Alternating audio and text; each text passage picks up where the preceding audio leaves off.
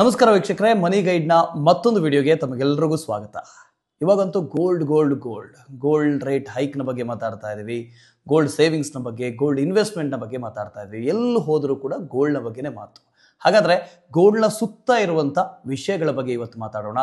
Gold ಮೇಲಿರುವಂಥ ಮಿತ್ಸನ್ನು ಇವತ್ತು burst ಮಾಡೋಣ. ಇವತ್ತು ನಮ್ಮ ಈ ಕಾರ್ಯಕ್ರಮದಲ್ಲಿ ಜಾಯಿನ್ ಆಗ್ತಾ ಇದ್ದಾರೆ CA ಪ್ರತೀಕ್ಷಾ ಪೈ ಅವರು. ಇವರು ರೂಪಾಯಿ ಫಿಂಟೆಲಿಜೆಂಟ್ ಎಜುಕೇಷನಲ್ ಸರ್ವಿಸ್ ಪ್ರೈವೇಟ್ ಲಿಮಿಟೆಡ್ನ CEO and founder. The Fintelligent investor ಅಂತಾನೆ ಫೇಮಸ್ ಆಗಿರುವ ಇವರು ಫಿನಾನ್ಸ್ ಆ್ಯಂಡ್ ಎಜುಕೇಷನಲ್ ಫೀಲ್ಡ್ನಲ್ಲಿ ಡೈನಮಿಕ್ ಆ್ಯಂಡ್ ಇನ್ಫ್ಲೂಯೆನ್ಷಿಯಲ್ ಪರ್ಸನ್ ಕೂಡ ಹೌದು. ಕಾಂಪ್ಲೆಕ್ಸ್ ಫಿನಾನ್ಷಿಯಲ್ ಕಾನ್ಸೆಪ್ಟ್ನ ಸಿಂಪ್ಲಿಫೈ ಮಾಡೋದನ್ನೇ ತಮ್ಮ ಮಿಷನ್ ಮಾಡಿಕೊಂಡಿರುವ ಇವರು ಅಷ್ಟೇ ಅಲ್ಲದೆ ನಿಟ್ಟೆ ಯೂನಿವರ್ಸಿಟಿಯ ಅಟಲ್ ಇನ್ಕ್ಯುಬೇಷನ್ ಸೆಂಟರ್ನಲ್ಲಿ ಮೆಂಟರ್ ಕೂಡ ಆಗಿದ್ದಾರೆ. ಸೊ ಇನ್ಯಾಕ್ ತಡ, ಮನಿ ಗೈಡ್ ಕನ್ನಡದ ಈ ಗೋಲ್ಡನ್ ಎಪಿಸೋಡ್ನ ಶುರು ಮಾಡೋಣ ಬನ್ನಿ.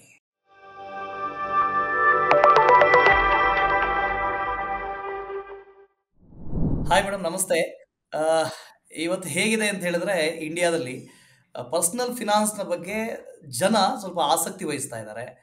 ಹೇಗೆ ಪ್ಲ್ಯಾನ್ ಮಾಡಬೇಕು, ನಾನು ಹೇಗೆ ದುಡ್ಡನ್ನು ಕೂಡಿಡಬೇಕು, ಹೇಗೆ ಇನ್ವೆಸ್ಟ್ ಮಾಡಬೇಕು, ಇದ್ರ ಬಗ್ಗೆ ಕೂಡ ಯೋಚನೆ ಮಾಡ್ತಾ ಇದ್ದಾರೆ. ಒಂದು ಟ್ರೆಂಡ್ ಸೆಟ್ ಆಗ್ತಾ ಇದೆ. ಈ ಪರ್ಸ್ನಲ್ ಫಿನಾನ್ಸ್ ಅಂದರೆ ಏನು? ಈ ಒಂದು 10 ವರ್ಷದಿಂದ ನಿಮ್ಗೆ ಅನುಭವ ಇದೆ, CA ಆಗಿದ್ದೀರಿ, ಜೊತೆಗೆ ಪರ್ಸ್ನಲ್ ಫಿನಾನ್ಸ್ನ ಬಗ್ಗೆ ನೀವು ಕೂಡ ಟೀಚ್ ಮಾಡ್ತಾ ಇದ್ದೀರಿ. ಸೊ ನಿಮ್ಮ ಅನುಭವದ ಆಧಾರದ ಮೇಲೆ ಪರ್ಸನಲ್ ಫಿನಾನ್ಸ್ ಅಂದ್ರೆ ಏನು, ಜೊತೆಗೆ ಈ ಗ್ರೋಯಿಂಗ್ ಟ್ರೆಂಡ್ ಇದೆಯಲ್ಲ, ಇದ್ರ ಬಗ್ಗೆ ಏನ್ ಹೇಳ್ತೀರಿ ಅಂತ ಮೇಡಮ್? ನೀವು ಹೇಳಿದಾಗೆ personal finance is catching up a lot and personal finance ಅಲ್ಲಿ ಕೂಡ ನ್ಯೂವರ್ ಇನ್ವೆಸ್ಟ್ಮೆಂಟ್ ಎವೆನ್ಯೂಸ್, ಹೊಸ ಇನ್ವೆಸ್ಟ್ಮೆಂಟ್ ಎವೆನ್ಯೂಸ್, ಮಾಡರ್ನ್ ಇನ್ವೆಸ್ಟ್ಮೆಂಟ್ ಎವೆನ್ಯೂಸ್, ಅದು ಕೂಡ from a very smaller age ಈಗ ಎಲ್ಲರೂ ಸ್ಟಾರ್ಟ್ ಮಾಡ್ತಾ ಇದ್ದಾರೆ. ಕಾಲೇಜಲ್ಲಿ ಇರುವಾಗವೇ ಇನ್ವೆಸ್ಟಿಂಗ್ ಸ್ಟಾರ್ಟ್ ಮಾಡ್ತಾ ಇದ್ದಾರೆ. ಹೀಗೆ ಇದು ಲ್ಯಾಂಡ್ಸ್ಕೇಪ್ ಚೇಂಜ್ ಆಯಿತು ಅಂತ ಹೇಳಬೇಕಾದ್ರೆ, ಫಸ್ಟ್ ಆಫ್ ಆಲ್ ಇವತ್ತಿನ ಪ್ರೆಸೆಂಟ್ ಜನರೇಷನ್ ಏನಿದೆ ನೋಡಿ, ಅವರಿಗೆ as compared to previous generation ಅವರಿಗೆ ಫಸ್ಟ್ ಅಂದ್ರೆ ಲೈಫ್ ಅಲ್ಲಿ ಕಮಿಟ್ಮೆಂಟ್ಸ್ ಕೂಡ ಕಮ್ಮಿ ಇದೆ. Like if you just see ನಮ್ಮ ತಂದೆ ತಾಯರಿಗೆಲ್ಲ ಹೇಗಿತ್ತಂದ್ರೆ, they have to get settled, they have to build their own house, they have to build their own assets, ಹಾಗೆಲ್ಲ ಇತ್ತು. ಇವತ್ತಿನ ಜನರೇಷನ್ಗೆ somewhere in the growth trajectory of India in the last 2-3 decades, the people who are our elders now, they have ಅಂದ್ರೆ ಅವರು ಸ್ವಲ್ಪ ಜಾಸ್ತಿ assets ಎಲ್ಲ ಮಾಡಿ ಆಗಿದೆ. ಸೊ ಈ ಜನರೇಷನ್ಗೆ ಅವ್ರ ಹತ್ರ ಜಾಸ್ತಿ ಒಂದು ಡಿಸ್ಪೋಸಬಲ್ ಇನ್ಕಮ್ ಇದೆ. ಅದು ಹೇಗೆ ಇನ್ವೆಸ್ಟ್ ಮಾಡಬೇಕು ಅಂತ ಅವ್ರಿಗೆ ನಾಲೆಜ್ ಕೂಡ ಇಂಟರ್ನೆಟ್ ಇಂದ ಸಿಗುತ್ತೆ. ಲೈಕ್ ಯೂಟ್ಯೂಬ್ ಇರಲಿ ಅಥವಾ any aspect of internet, social media ಇರಲಿ. ಹಾಗೆ ವೆರಾಸ್ ಒಂದು 2-3 ಡಿಕೆಡ್ಸ್ ಮುಂಚೆ ಅಂತ ಫ್ರೀ ಇನ್ಫಾರ್ಮೇಶನ್ ಕೂಡ ಇರಲಿಲ್ಲ, ಅವೇರ್ನೆಸ್ ಕೂಡ ಇರಲಿಲ್ಲ. ಸೊ ಈಗ ಯಂಗರ್ ಜನರೇಷನ್ಗೆ ಕಮಿಟ್ಮೆಂಟ್ ಸ್ವಲ್ಪ ಕಮ್ಮಿ. ಐ ಮೀನ್ ನಾಟ್ ಜನರಲೈಸಿಂಗ್, ನಾನು ಜನರಲೈಸ್ ಮಾಡ್ತಾ ಇಲ್ಲ, ಬಟ್ ಮೆಜಾರಿಟಿ ಜನರಿಗೆ ಆಗಿದೆ. ಬೆಟರ್ ನಾಲೆಜ್ ಇದೆ thanks to internet, better awareness ಇದೆ. ಮತ್ತೆ ಈವನ್ ಅವರು ಫಸ್ಟ್ ಜಾಬಿಗೆಲ್ಲ ಸೇರುವಾಗ, ಲೈಕ್ ಒಂದು 2-3 ಡಿಕೆಡ್ಸ್ ಮುಂಚೆ ನೀವು ನೋಡಿದ್ರೆ, ಫಸ್ಟಿಗೆ ಜಾಬಿಗೆ ಸೇರುವಾಗ ತಂದೆ ತಾಯಂದ್ರಿಗೆ ಏನಾದ್ರು ಮಾಡಬೇಕು ಅಥವಾ ಅವರ ತಂದೆ ತಾಯಿದು ಏನಾದ್ರು ರೆಸ್ಪಾನ್ಸಿಬಿಲಿಟಿ ಇದ್ದದ್ದು ಅವ್ರು ತಕೊಳ್ಳೋದು, ತಂಗಿ ಅವರಿಗೆ ಮದುವೆ ಮಾಡಿಸೋದು, ಮನೆ ಕಟ್ಸೋದು ಅಂತದೆಲ್ಲ ಇತ್ತು. ಬಟ್ ನಾವು ಫಸ್ಟ್ ಸ್ಯಾಲ್ರಿಯಿಂದಾನೇ ನಿಮ್ಮ ಹತ್ರ disposable income for investment available ಇರುತ್ತೆ, ಸ್ವಲ್ಪ ಜಾಸ್ತಿ ಹಣ ಇರುತ್ತೆ. ಓಕೆ, ಸೊ ಹಾಗೆ ಸಹ ಒಂದು ಎಲ್ಲಿ ಇದು ಇನ್ವೆಸ್ಟ್ ಮಾಡಬಹುದು ಅಂತ ಹೇಳೋದು ಒಂದು ಇಂಟ್ರೆಸ್ಟ್ ಇರುತ್ತೆ ಈಗದ್ದು ಜನರೇಷನ್ಗೆ. ಹಾಗೆ ಕಾಲೇಜ್ ಮಕ್ಕಳೇ ಈಗ ಇನ್ವೆಸ್ಟ್ಮೆಂಟ್ ಸ್ಟಾರ್ಟ್ ಮಾಡುವಾಗ ಅವರ ಫ್ರೆಂಡ್ಸಿಗೆ ಸಹ ಒಂದು ಫೋಮೋ ಇಫೆಕ್ಟ್, ಬಾಕಿಯವ್ರು ಸಹ ಮಾಡ್ತಾ ಇದ್ದಾರೆ ನಾವು ಸಹ ಮಾಡಬೇಕು ಅಂತ ಹೇಳಿ ಏನಂತ ಅವರು ಸಹ ಸ್ವಲ್ಪ ರಿಸರ್ಚ್ ಮಾಡಿ ಇನ್ವೆಸ್ಟ್ ಮಾಡೋದು. ಇದೆಲ್ಲದಕ್ಕೆ ಒಂದು ಎಡಿಷನ್ ಏನಂತ ಹೇಳಿದ್ರೆ, ಈಗ ಇನ್ವೆಸ್ಟ್ ಮಾಡ್ಲಿಕ್ಕೆ the entry as well as exit from investments is very easy. ನಿಮ್ಮ ಹತ್ರ ಒಂದು ಸ್ಮಾರ್ಟ್ ಫೋನ್ ಇದ್ರೆ ಸಾಕಷ್ಟೇ. ನಿಮ್ಗೆ ಡಿಮ್ಯಾಟ್ ಅಕೌಂಟ್ ಓಪನ್ ಮಾಡ್ಲಿಕ್ಕಿರ್ಲಿ, ಅದು ಮೇಂಟೈನ್ ಮಾಡ್ಲಿಕ್ಕಿರ್ಲಿ, ಜಾಸ್ತಿ ಅಂದ್ರೆ ಒಂದು ನ್ಯೂ SIP ಸ್ಟಾರ್ಟ್ ಮಾಡಬೇಕು, ಯಾವ್ದಾದ್ರು ಸ್ಟಾಕ್ ಪರ್ಚೇಸ್ ಮಾಡಬೇಕು, everything happens at the tap of your fingers. So everything is so easy. That ಅದು ಸಹ ಒಂದು ಸ್ಟಿಮ್ಯುಲಸ್ ಯಂಗರ್ ಜನರೇಷನ್ಗೆ. ಮೇಡಮ್, ಈಗ ವೆರಿ ಇಂಪಾರ್ಟೆಂಟ್ ಕ್ವೆಶನ್ ಗೋಲ್ಡ್ನ ಬಗ್ಗೆ. ಈ ಹಿಂದೆನೂ ಗೋಲ್ಡ್ ಮೇಲೆ ಇನ್ವೆಸ್ಟ್ ಮಾಡ್ತಾ ಇದ್ರು, ಬಟ್ ಅದೊಂದು ಇನ್ವೆಸ್ಟ್ಮೆಂಟ್ ಅಂತ ಮಾಡ್ತಾ ಇರಲಿಲ್ಲ. ಅವ್ರು ಬೇಕಾಗಿರುತ್ತೆ, ಏನೋ ಮದುವೆ ಮಾಡಿಸ್ಬೇಕಾಗಿರುತ್ತೋ ಇನ್ನೊಂದು ಏನೋ ಅದಕ್ಕೆ ಅಂತ ಮಾಡ್ತಾ ಇದ್ರು, ಅಥವಾ ಕಂಫರ್ಟ್ಗೋಸ್ಕರ ಅಂತ ಮಾಡ್ತಾ ಇದ್ರು. ಬಟ್ ಇವಾಗ ಇನ್ವೆಸ್ಟ್ಮೆಂಟ್ ಅಂತಾನೆ ಗೋಲ್ಡ್ ಮೇಲೆ ಮಾಡ್ತಾ ಇದ್ದಾರೆ. ಇತ್ತೀಚೆಗೆ ನಾವು ನೋಡ್ತಾ ಇದೀವಿ ಗೋಲ್ಡ್ ರೇಟ್ ಹೇಗೆ ವೇರಿ ಆಗ್ತಾ ಇದೆ ಅಂತ ನೋಡ್ತಾ ಇದೀವಿ, ಹೇಗೆ ಹೈ ಆಗ್ತಿದೆ ಅಂತ ನೋಡ್ತಿದ್ವಿ. ಒಂದಷ್ಟು ರಿಪೋರ್ಟ್ಸ್ ಮತ್ತೆ ಕಡಿಮೆ ಆಗುತ್ತಂತೆ ಗೋಲ್ಡ್ಗೆ ಅಂತ ಹೇಳೋ ತರದ್ದು ಕೇಳ್ತಾ ಇದೀವಿ. So correct. ಗೋಲ್ಡ್ ಮೇಲೆ ಇನ್ವೆಸ್ಟ್ ಮಾಡೋದು ಸೇಫಾ? ಗೋಲ್ಡ್ ನ ಮೇಲೆ ದುಡ್ಡು ಹಾಕೋದು ಅದೊಂದು ಇನ್ವೆಸ್ಟ್ಮೆಂಟ್ ಆಗುತ್ತಾ ಏನು ಅಂತ? ಸೊ ಇಂಡಿಯನ್ ಸೊಸೈಟಿಯಲ್ಲಿ ಗೋಲ್ಡ್ ಇದು ಬೇರೆ ಬೇರೆ ಪರ್ಸ್ಪೆಕ್ಟಿವ್ ಇದೆ. Hmm one perspective is the ornamental value, the sentimental value and the status value. So ಏನು ನಮ್ದು ಜ್ಯುವೆಲ್ರಿ ಇದೆ, ಓಕೆ, ಅದಕ್ಕೆ ಒಂದು ಇನ್ವೆಸ್ಟ್ಮೆಂಟ್ ಹೇಳೋದು ಒಂದು ಕ್ಯಾಟಗರಿ. ಬಟ್ ಇಂಡಿಯನ್ಸ್ ಗೋಲ್ಡಿಗೆ ಬೆಲೆ ಕೊಡೋದು ornamental value, sentimental value, status value. So ಏನ್ ನಿಮ್ಮ ಹತ್ರ ಜ್ಯುವೆಲ್ರಿ ಇದೆ, that is not considered as investment. Okay, jewelry has an emotional connect to it. ನಿಮ್ಮ ಅಜ್ಜಿ ಕಡೆಯಿಂದ ಬಂದಿರಬಹುದು, ನಿಮ್ಮ ತಾಯಿ ಕಡೆಯಿಂದ ಬಂದಿರಬಹುದು, ಆರ್ ಮೇ ಬಿ ಈಗ ಹುಡುಗಿಯರಿಗೆ ಅವರ ಹಸ್ಬೆಂಡ್ ಗಿಫ್ಟ್ ಮಾಡಿದ್ದಿರ್ಬೋದು. It is not investment, it has a sentimental value. Investment, gold investment ಅಂತ ಹೇಳಿದ್ರೆ ಏನು? Digital gold, gold ETFs, gold mutual funds, ಅದೆಲ್ಲ where you are really purchasing it for the sake of earning a return. ಒಂದು ನಿಮ್ಗೆ ಅದರಲ್ಲಿ high return ಬರಬಹುದು ಅಂತ ಗೊತ್ತಿದ್ದೆ, that's why ನೀವು ಅದರಲ್ಲಿ ಇನ್ವೆಸ್ಟ್ ಮಾಡ್ತಾ ಇದ್ದೀರಿ ಅಂತ ಹೇಳೋದು ಒಂದು, ಅದು that is the gold investment. So this is the difference between jewellery and gold as an investment. ಈಗ ಗೋಲ್ಡ್ ಆಸ್ ಅನ್ ಇನ್ವೆಸ್ಟ್ಮೆಂಟ್ ಅಂತ ಹೇಳುವಾಗ how is gold as an investment option ಅಂತ ಕೇಳ್ತಿರಾದ್ರೆ, ಗೋಲ್ಡ್ ಒಂದು ಇಂಥ investment avenue which balances the volatility of stock market. ಈಗ general ಆಗಿ ಹೇಳ್ಬೇಕಾದ್ರೆ, ನೀವು ಈಗ ಏನಾದ್ರೂ ಒಂದು ಪಲ್ಯ ಮಾಡುವಾಗ ಅದರಲ್ಲಿ ಸ್ವಲ್ಪ ಉಪ್ಪು ಜಾಸ್ತಿ ಬಿತ್ತು ಅಂತ ಹೇಳಿದ್ರೆ ನಿಮ್ ತಾಯಿ ಏನ್ ಹೇಳ್ತಾರೆ? No problem, you cut one potato and put in that. ಅದು ಪೊಟೆಟೊ ಅದು ಏನು ಉಪ್ಪಿದೆ ಅದೆಲ್ಲ ಅದು ಅಬ್ಸಾರ್ಬ್ ಮಾಡುತ್ತೆ ಅಂಡ್ ದಟ್ ಉಪ್ಪು ಬ್ಯಾಲೆನ್ಸ್ ಆಗುತ್ತೆ ಅಂತ. So that is what gold does. ಯಾಕೆ ಅಂತ ಹೇಳಿದ್ರೆ, ಗೋಲ್ಡ್ ಅಂಡ್ ಸ್ಟಾಕ್ ಮಾರ್ಕೆಟ್ಸ್ ಅಲ್ಲಿ ಇರುವಂತ relation is inverse relation. So ಏನಾದ್ರೂ ಜಿಯೋ ಪೊಲಿಟಿಕಲ್ ಅನ್ಸರ್ಟೆನಿಟಿ, ಏನಾದ್ರೂ ಗ್ಲೋಬಲ್ ಇವೆಂಟ್ ಆಗುವಾಗ ಸ್ಟಾಕ್ ಮಾರ್ಕೆಟ್ಸ್ ಬೀಳ್ತಾ ಇದೆ ಅಂತ ಹೇಳಿದ್ರೆ ಗೋಲ್ಡ್ ಬೆಲೆ ಜಾಸ್ತಿ ಆಗ್ತಾ ಹೋಗುತ್ತೆ. ಯಾಕೆ? ಇದು ಥಿಯರಿನಾ? ಅಲ್ವಾ? ಇದು ಅಲ್ಲ, ಇದು ಪ್ರಾಕ್ಟಿಕಲ್. ಯಾಕಂತ ಹೇಳಿದ್ರೆ gold is considered as a safe Heaven asset ಅಂತ ಹೇಳಿದ್ರೆ, ಸ್ಟಾಕ್ ಮಾರ್ಕೆಟ್ಸ್ ಬೀಳ್ತಾ ಇರುವಾಗ ಇನ್ವೆಸ್ಟರ್ಸ್ ಏನ್ ಮಾಡ್ತಾರೆ? ಸ್ಟಾಕ್ ಮಾರ್ಕೆಟ್ ಇಂದ ಹಣ ತೆಗೆದು ಗೋಲ್ಡ್ ಅಲ್ಲಿ ಇನ್ವೆಸ್ಟ್ ಮಾಡ್ತಾರೆ to invest in a safe haven asset. That is why gold as an investment is necessary in our portfolio to balance out the volatility in stock market. ಏನ್ stock market ಇದು ಹೆಚ್ಚು ಕಡಿಮೆ ಆಗ್ತಾ ಇರುತ್ತೆ, ಅದಕ್ಕೆ ನಮ್ಮ ಪೋರ್ಟ್ಫೋಲಿಯೋದಲ್ಲಿ ಅದೆಲ್ಲ ಬ್ಯಾಲೆನ್ಸ್ ಮಾಡಕ್ಕೆ ಅಂತ ಹೇಳಿ ಗೋಲ್ಡಿಗೆ ಒಂದು ಇನ್ವೆಸ್ಟ್ಮೆಂಟ್ ಆಪ್ಷನ್ ಅಂತ, ಇನ್ವೆಸ್ಟ್ಮೆಂಟ್ ಅವೆನ್ಯೂ ಅಂತ ತಗೊಳ್ತಾರೆ. ಅದಷ್ಟೇ ಅಲ್ಲ, once upon a time this was the only thing. But ಈಗ ಗೋಲ್ಡಿಗೆ ಡಿಮಾಂಡ್ ಇನ್ನೂ ಜಾಸ್ತಿ ಆಗ್ತಾ ಇದೆ, ಬಿಕಾಸ್ ನಾವು ಯೂಸ್ ಮಾಡೋ ಎಲ್ಲಾ ಇಲೆಕ್ಟ್ರಾನಿಕ್ ಐಟಮ್ಸ್ ಅಲ್ಲಿ ಕೂಡ ಒಂದು ಚಿಕ್ಕ ಪರ್ಸೆಂಟೇಜ್ ಅಲ್ಲಿ ಗೋಲ್ಡ್ ಇರತ್ತೆ. ಸೊ ಈಗ ಮೈಕ್ರೋ ಚಿಪ್ ಅಥವಾ ಏನಾದ್ರೂ ಇಲೆಕ್ಟ್ರಾನಿಕ್ ಐಟಮ್ಸ್ ಇದೆಲ್ಲ ಮಾಡುವಾಗ ಅದರಲ್ಲಿ ಸ್ವಲ್ಪ ಗೋಲ್ಡ್ ಹೋಗುತ್ತೆ. ಸೊ ಎಲೆಕ್ಟ್ರಾನಿಕ್ಸ್ ಗೆ ಡಿಮಾಂಡ್ ಹೇಗೂ ಕಮ್ಮಿ ಆಗುದಿಲ್ಲ. That's why that is another usage of gold. Why as an investment it makes sense. So ಅದರಲ್ಲಿ ಕೂಡ ಅದಕ್ಕೆ ಗೋಲ್ಡ್ಗೆ ಡಿಮಾಂಡ್ ಇದ್ದೇ ಇರುತ್ತೆ. ಪ್ಲಸ್ ಈಗ dollar is the reserve currency. But ಈಗ ಅಟ್ಲೀಸ್ಟ್ ಮಾತಾಗ್ತಾ ಇದೆ, ಅದು ಒಂದ್ ತಿಂಗಳಲ್ಲಿ ಆಗಲ್ಲ, ಒಂದು ವರ್ಷದಲ್ಲಿ ಆಗಲ್ಲ, ಬಟ್ ಅಟ್ಲೀಸ್ಟ್ ಮಾತು ಸ್ಟಾರ್ಟ್ ಆಗಿದೆ, ಡಾಲರ್ ರಿಸರ್ವ್ ಕರೆನ್ಸಿ ಇರ್ಬೇಕಾ, why can't we connect all our currencies to gold ಅಂತ ಹೇಳಿ. ಅಂತ ಸಂದರ್ಭ ಬರುವಾಗ it will not happen in 1 month, 1 year, et cetera, but slowly the countries may move to that direction. If gold becomes the base reserve, then again gold ಇದು demand ಹೆಚ್ಚಾಗುತ್ತೆ. Madam, ಇತ್ತೀಚೆಗೆ ಏನ್ ಹೇಳ್ತಾ ಇದಾರೆ ಅಂದ್ರೆ, ಒಂದ್ 2 ವರ್ಷದಲ್ಲಿ 40 to 45% ಹೈಕ್ ಆಗಿದೆ ಗೋಲ್ಡ್ ರೇಟ್. ಸೊ ಅದು ಕಮ್ಮಿ ಆಗೇ ಆಗುತ್ತೆ, ಮತ್ತೆ ಕಡಿಮೆ ಆಗುತ್ತೆ. ಇವಾಗ ಗೋಲ್ಡ್ ಮೇಲೆ ಇನ್ವೆಸ್ಟ್ ಮಾಡೋದು ಬೇಡ, ಒಂದ್ ಸ್ವಲ್ಪ ಕಡಿಮೆ ಆಗ್ಲಿ, ಆಮೇಲೆ ಮಾಡೋಣ. ಹೌದಾ, ಇದು ಕಡಿಮೆ ಆಗೋದು ಹೌದಾ ಅಂತ? ಲಾಸ್ಟ್ 1 year ಅಲ್ಲಿ ಗೋಲ್ಡ್ 35% ಹೈಕ್ ಆಗಿದೆ. ಈಗ ನಾನು ಹೇಳಿದೆ ನಿಮ್ಗೆ ಸ್ಟಾಕ್ ಮಾರ್ಕೆಟ್ ಬೀಳುವಾಗ ಗೋಲ್ಡ್ ಜಾಸ್ತಿ ಆಗ್ತಾ ಹೋಗ್ತದೆ ಅಂತ. That is correct.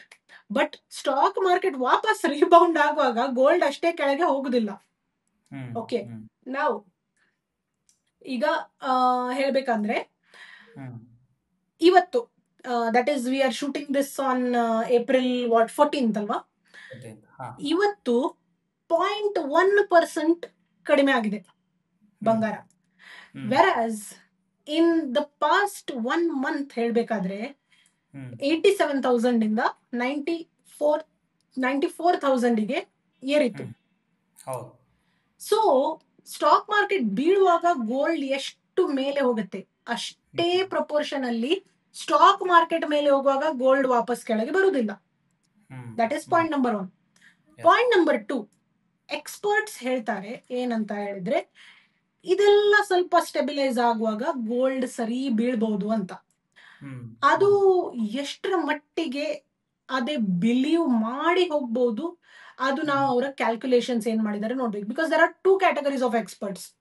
ಒಬ್ರು ಹೇಳ್ತಾರೆ 56,000-60,000 ಲೆವೆಲ್ಸ್ಗೆ ಬರ್ಬೋದಂತ ಸಹ ನಾನು ಕೇಳಿದ್ದೇನೆ. I mean I have seen on internet. On the other hand ಕೆಲವು ಎಕ್ಸ್ಪರ್ಟ್ಸ್ ಹೇಳ್ತಾರೆ 1,60,000ಗೆ ಸಹ ಹೋಗ್ಬಹುದು ಅಂತ. ಸೊ ನಮ್ಗೆ we cannot time the market.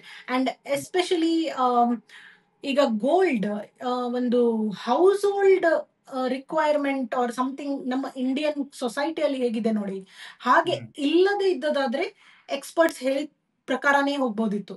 ಇಂಡಿಯಾದಲ್ಲಿ there are a lot of social factors also for gold.